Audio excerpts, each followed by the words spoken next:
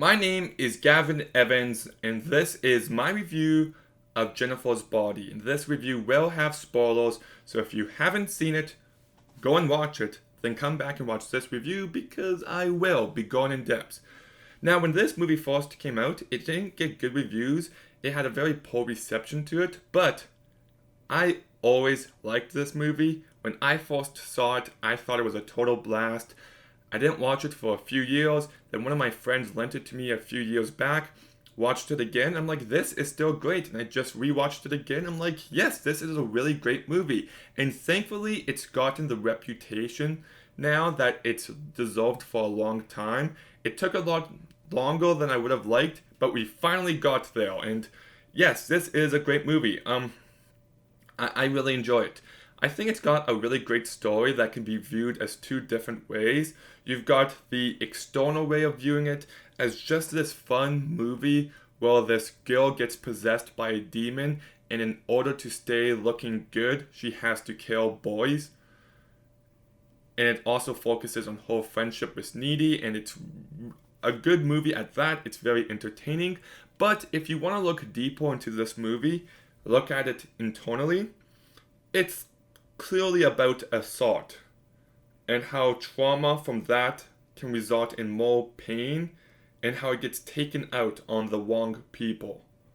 And I think it's really effective at that as well.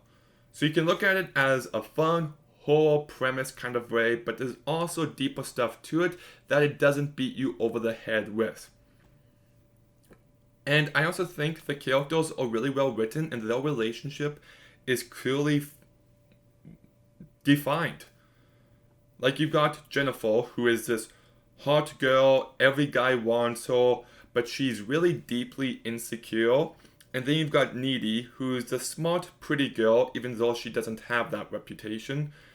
But she's in a loving relationship, and she's friends with the hot, popular girl, and she kind of just allows herself to be treated like shit. Like, it's a really terrible friendship, but she doesn't have a spine. She doesn't stand up to her. And from the sounds of it, it feels like that was always the case with these two, even when they were younger kids. And I think all the performances really bring these characters to life incredibly well. Megan Fox is legitimately fantastic here.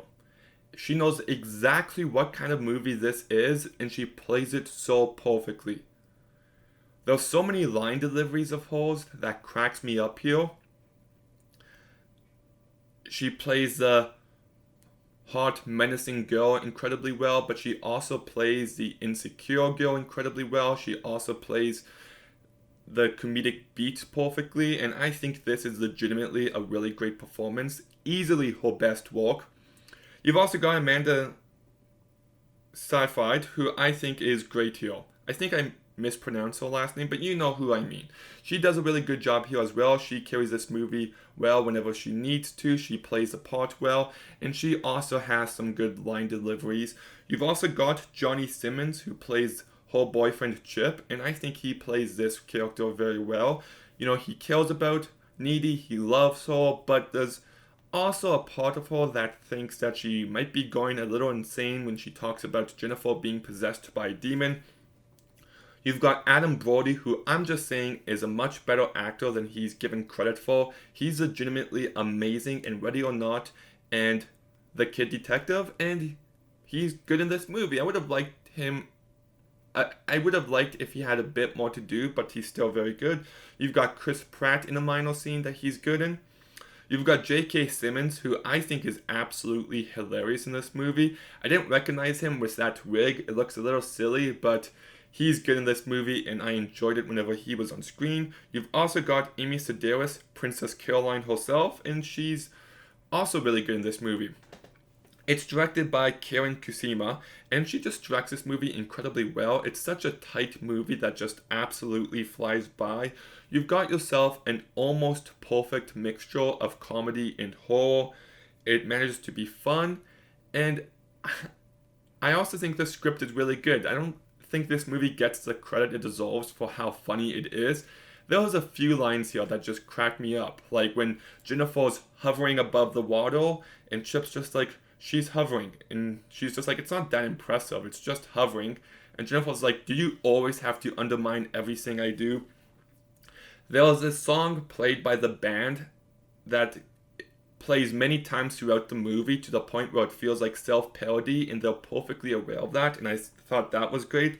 And then you've just got the really funny moments where everybody is in pain. You know, there's this fire where people they care about died, and Jennifer is just walking down the hallway, just trying to look as good as she can. She doesn't show a bit of emotion. People are crying, and she just twirls her eyes at it. And I think it's actually a really funny movie in that way. She's just so insensitive and cold. So that really worked for me. Diablo Cody wrote the script incredibly well.